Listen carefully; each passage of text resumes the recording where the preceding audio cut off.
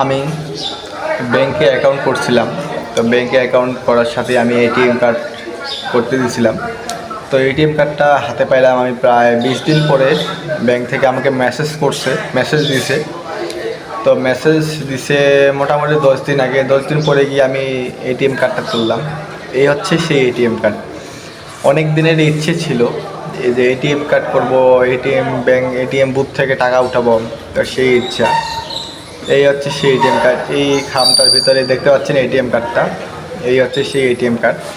তো অনেক দিনের ইচ্ছে ছিল, অনেকজন এটিএম কার্ড বুথ থেকে টাকা উঠায়, আমারও ইচ্ছা ছিল যে বুথ থেকে টাকা উঠাবো। অনেক দিন পরে সেই এটিএম কার্ডটা হাতে পাইলাম। এখন এটিএম বুথ থেকে টাকা উঠাবো। তো খুব ভালো লাগতেছে যে এটিএম কার্ডটা হাতে পাইলাম। অনেকজনের পার্সে বা মানিব্যাগে দেখি যে এটিএম কার্ড আছে, আমারও মানিব্যাগে এখন আজকে থেকে এটিএম কার্ড থাকবে। এই হচ্ছে সেই এটিএম কার্ড।